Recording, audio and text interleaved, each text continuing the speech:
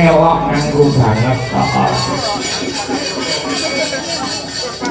yo mung intermito sedina yo nah muga dadi sarana ya kuwi mau reping rasa panglipuring ati ya nduk ngono. Hasbuna ampok nikmawati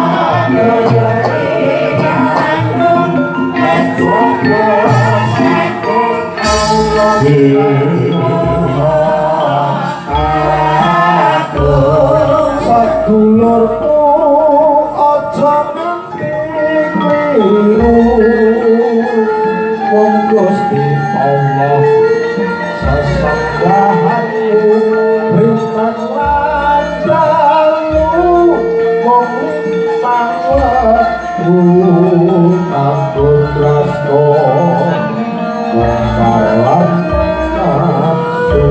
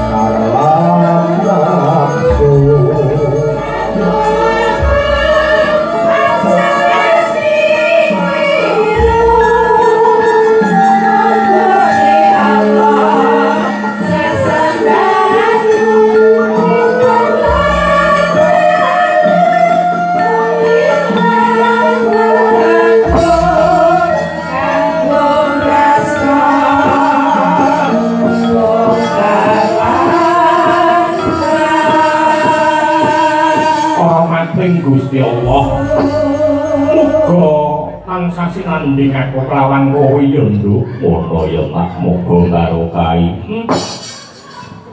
sembah nuwun marang para warga ingkang mapan ana ing Kademangan Sidowayah Kecamatan Manekan Kabupaten Magetan Jawa Timur ya nduk ngono Pak sing wis sembada prawiring yudana tepi marang ya kuwi mau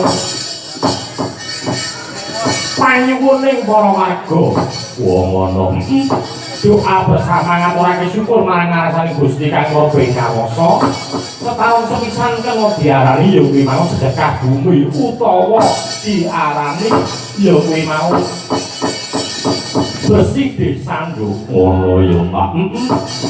Sing diresiki apa ya kuwi mau saka pakarti energi sing ora pas, sing ora prayoga tumraping para warga.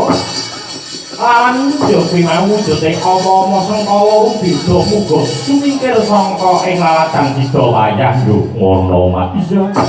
Mbah nuwun sing kanthi prayoga ya Mbak. Iya. Mawingi nduk wis diadani marang panjenenganing Bapak Demang kawan kadang perangkat kabeh yo ngono Mak. Ya kuwi mau takdir bisa nduk nyuwun marang ngarsanipun Gusti kang Maha Pingawasa. Wiwit sangka kiblat papat kali komantor ya nduk ngono. Umbul donga bebarengan nyuwun ing ngarsanipun Gusti bebarengan para warga. Ngono. Dina semengko syukur nganakake upama wadat ya kuwi mau inggih para wujuding wayangan. Iya. Tegese ya kuwi mau kudu eling marang ngarsanane Hyang Maha Agung yo ngono ya Mbak. Iya. Sembah nuwun sing tanpa upama bekti katur marang sangyaning para pundhen Mbah Demang, Mbah Tarik, Mbah Kasun sak sedaya kadang perangkat tak dugu-dugu. Yo. Para bini sepuh ingkang mapan wonten ing sida wayah ya Mas. Iya. Kabeh sedulur kawan awake dhewe, lan awake dhewe ngaturake panuwun sembah bekti kula kadhin kula katur muring panjenenganipun Bapak Mustika saking Kecamatan Manekan. Wono. Panjenenganipun Bapak Camat utawi ingkang mewakili panjenenganipun Bapak Dan Rampil, Bapak Ibu Kapolsek. Wono. Semarang rawuh ya Mbak. Iya. Lan ketika katur marang sanggianing para Demang sekecamatan Manekan ingkang kepareng rawuh Mbak. Iya. Ngono Nduk. Jarakan panjenenganing Demang sida wayah pipiyayi sing lembah manah dasare bisa mancing ajar-ajar kok Nduk kalawan sapa gawe ora bedak-bedakne. Ngono. Mula ya sineng uyung donga kalawan sanggianing para kadang Demang Nduk. Ngono ya Mbak. Iya, matur nuwun kanggo banget. Ya. Titi kalungguhan iki nganakake pagelaran wayang kulit. Ngono. Para warga do ngumpul wiwit mau esuk Nduk. Ramean ya kuwi mau nyenengke atining para bocah-bocah cilik pini sepuh lansia saking dalane. Ngono. Ora lali ya kuwi mau resik-resik samo barang kiwa tengening sing ora prayoga. Ngono. Kena diarani gugur gunung sak pinunggane ya Mak. Iya. Piranti ora keri Nduk. Ya kuwi muji marang ngarsane Gusti. Ngono. Bentuk syukur marang ngarsane Gusti Allah merga diparingi kenikmatan kabahagiaan wujud sandang lawan pangan ingkang tumuwuh sangka ing kademangan sida wayah. Kuwi ngono. Iya. Matur nuwun. Ya. Para payagung rawuh kabeh matur sembah nuwun kok Nduk. Ya. Widyawati Titi Kalenggan Sumanjing ya Mbak. Iya. Kalangan kadang kira pradoga saka kira waras. Iya. Sembah nuwun.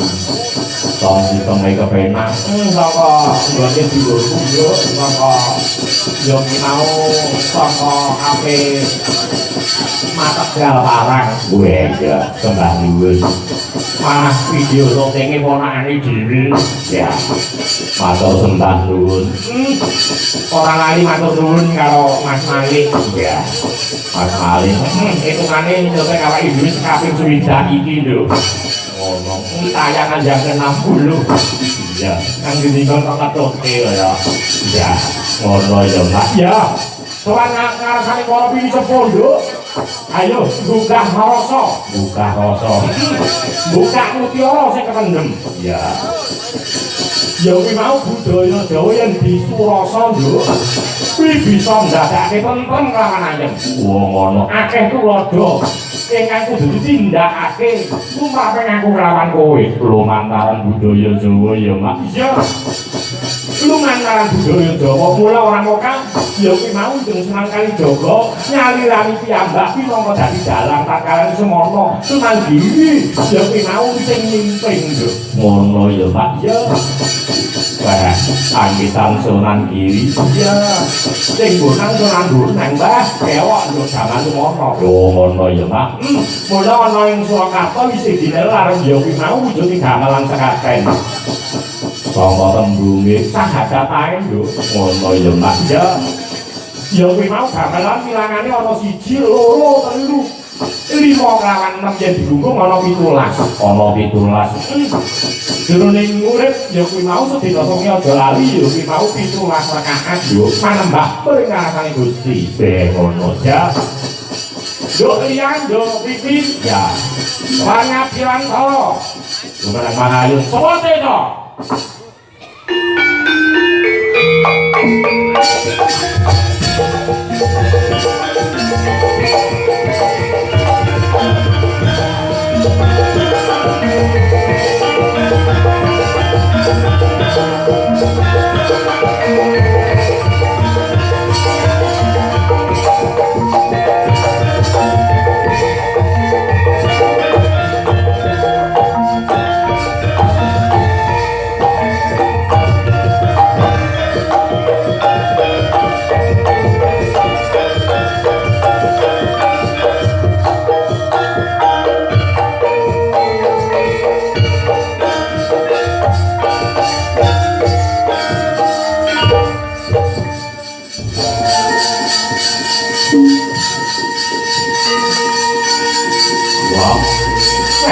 sembah nuwun matur nuwun karawan manjenengane Bapak Camat Bapak Kapolsek Bapak dan Rambil ya Mbah Lurah Papak Mbah Lurah Telung milangati Pangger Manjung Pokok milangati Terapsar Rawung Mbah ya rawuh matur sembah nuwun ya Mbah Panekan Siwit mau jam piro mau bapaknya ini mau jam 5 iya wah kewak nganggo banget iya sembah nuwun Mbah Suri ya ora rawuh sembah nuwun ya Duk ini Agatha nggih yung saking Mbak Yurimbo ini hari yang ketiga ing wulan Puro 1447 nggih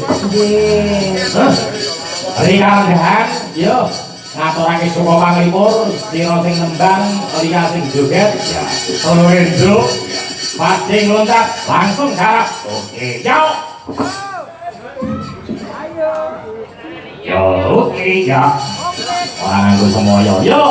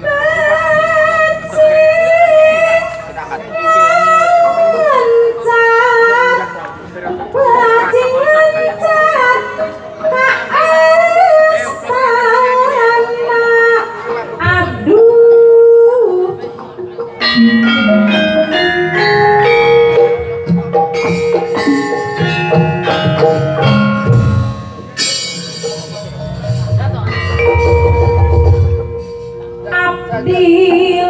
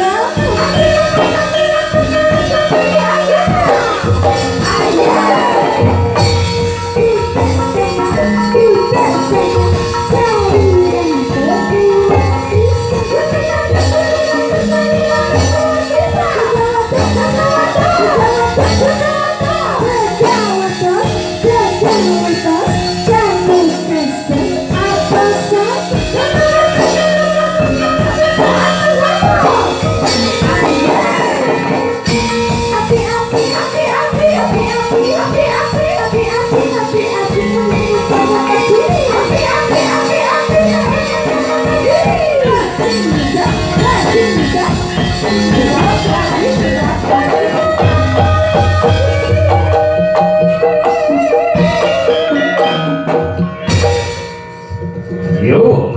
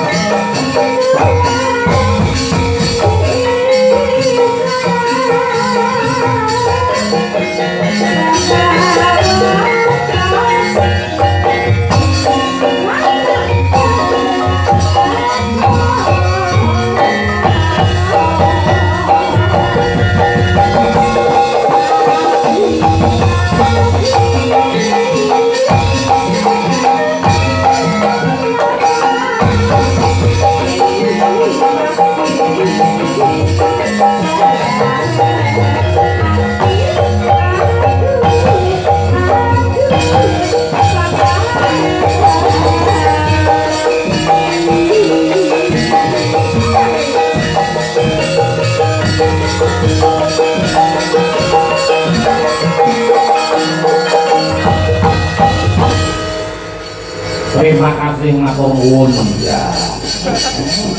Kuliah nganti gobios. Ya, nganti kokos-kokos. Wong lanang yen roh piyayi putri kok kokos-kokos keringete bisa semangate ora umum. Kan elak. Sembah nuwun sing tanpa upama. Sing kalenggahan Kang Bagya Mulya kasuwun ya mau panjenenganing para kadang mustika ngono. Kadherekake lawan kadang Demang ngono ya Mas. Kasuwun pring panjenenganipun Bapak Camat ya. Ibu Kapolsek Bapak dan Rambil kawan para kadang Demang karo minggah saton Anggung. Pak Diwani ya keparang rawuh lho Mak. Lho iya. Diwani pirang-pirang kok, Nduk? Ngono. Kok siji lho. Oh iya. Minggahipun para kadang Demang kalawan panjenenganipun saking Mustika Pak Dewan. Ya. Diiringi ninggal katresnan ya, Nduk. Ya. Ninggal katresnan. Lestari. Dimen Lestari. Ya. Lestari. Mau ninggal katresnan aku. Yo, ya lagi. Monggo kepareng minggah panggung, monggo. Rama kula suwun berkahipun tumrapipun warga ing Kademangan Sidowaya. Yo, Lestari dateng. Monggo, yo.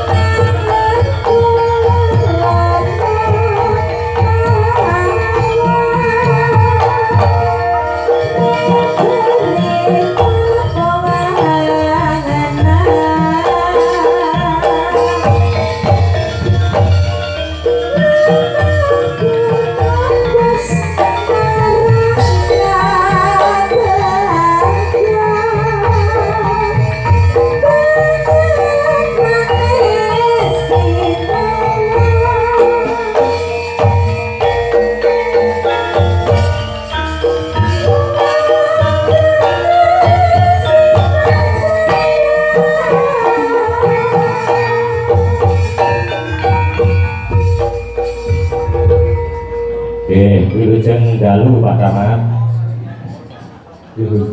Nggih, nggih. Derek papan Rati Wano nggih.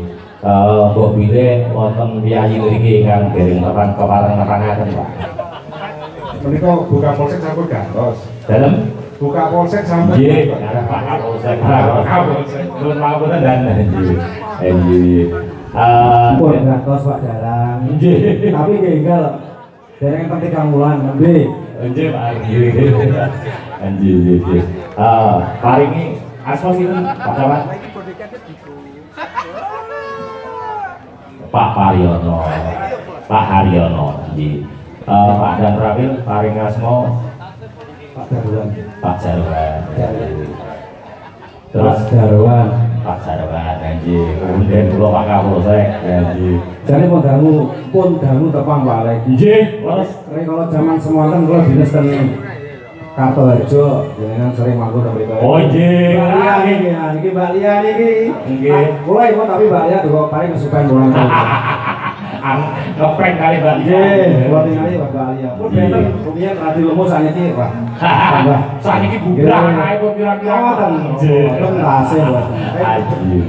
Nggih, anu Mbah, Bapak matur nuwun. Aduh. Nak piye mriki kok tepang kali Mbah Bapak niku. Nggih. Menika ingkang badhe ngaturaken sinten Mbah Bapak? Mbak Camat rugi. Mbah Camat. Nggih. Anu. Saking kecamatan Nawa, cari Nawa, Pak. Nggih, monggo saking Pak Dan Rame Pak Kapolsek dipun dampingi monggo. Mbak Nur ayo. Ya. Abang Lurah ngapunten, nek kula niki kan napa istilahnya? Kan Nyanyi. ibaratnya nyanyi lek gambar tadi bahasa Arab. Jadi aslinya nek kula niki gen kula gen seni Mbah Lurah. Jujur mawon gen seni. Nggih. Gen kula niku asli kula niku pesu jadi gen kledek gen tiang tabu. Saestu kula asli saking pesu. Jujur mawon kula boten saged napa-napa. Anak buahnya Pak Godo. Nggih, terus Pak Dalang. Nggih. Nggih. Itu maksudnya apa? Nggih, dangdut monggo. Monggo Pak Kapolsek. Pak Camat mau rumiyin monggo. Monggo. Napa? Dangdut jenengan. Iki tangan semoro. Napa? Napa? Ojo kudu loro. Napa, Pak? Monggo jenengan kula kemana. Napa? Apalnya napa? Nggih, kok boten napa-napa. Sampai boten napa? Kasih dimarahi nggih. Kesane dipun dampingi Mbak e. Nggih, napa? Lagune napa? Lagune napa? Yuwune napa? Rinduan napa? Napa, Pak? Nggih, malah repot nak kula ndere. Nggih, Pak, anu. Pun napa kula riyen Anu, Pak Kapalien Nggih, nggih Udara sama pun. Mudarasa, iya toh.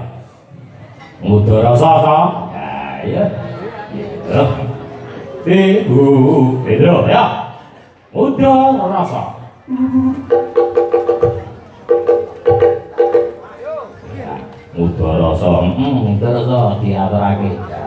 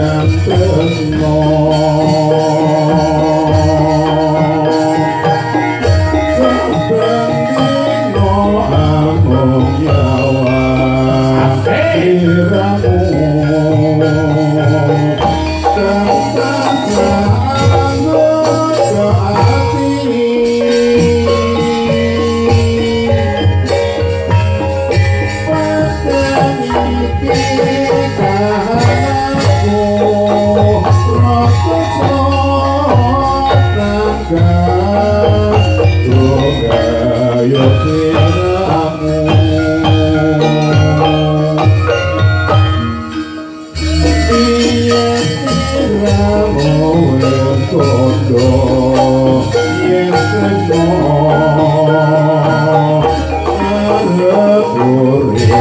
karo aku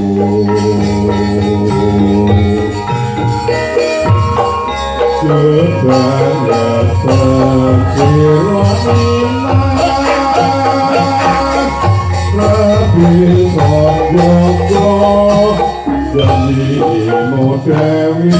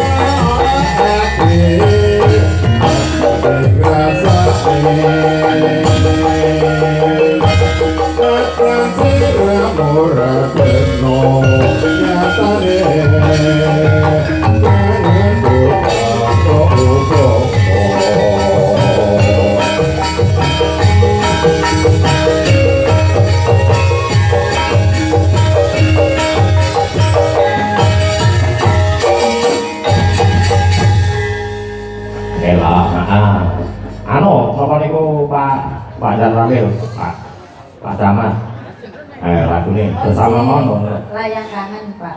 Layak kangen, oke? Hari juga ini. Yuk, layang kangen. Oke, di balik ini pakai Pak Dewan di daerah Demang, terutama pakai Torong Kudu enggak. Rotok lah, rotok lah. Yuk, layang kangen di antara ini. Oke, yuk.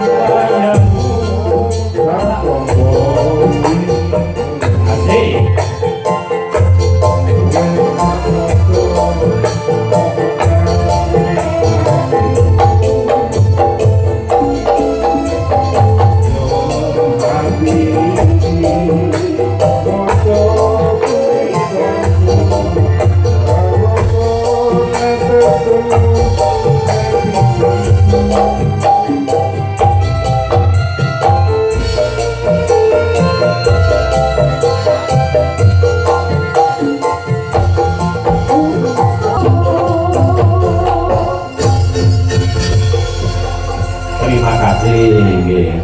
Paling apa? Sampun. Terima kasih dan matur nuwun Pak Camat, nggih. Matur nuwun Mas Pak Kapolsek. Apa tenggane apa udring Mbak? Monggo Pak. Nyanyi apa nih Pak Dalang? Lah nggih ngopo ngoten. Aduh, bingung nek kok nyanyi nih. Tapi nggih, kula cobi mawon nggih, cobi. Napa niku? Boten saya kita buat cobi. Pak Dalang kula tempatnya ini nembe seminggu man tulisan saya kalian Mbak Lurah. Nggih. Mbak Lurah cepok kok lemot. Pak Kapolsek, lek ten kepanekan iki jenengan enten kegiatan bersih desa butuh nyanyi. Kudu nyanyi. Niku hukum kok niku. Mbak Lurah cepok kok emot kula saestu. Tiba tenan, tiba tenan. Kan bersih desa tiba diundang ke manggung tenan iki. Lah nggih. Nggih, kula cobi mawon Pak Dalang nggih. Napa niku? Rondo kempling mawon. Yes. Ya.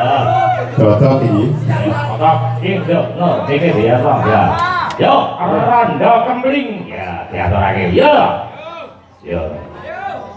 Sepuluhnya Pak Dewan, Kang Monsan, nyobi.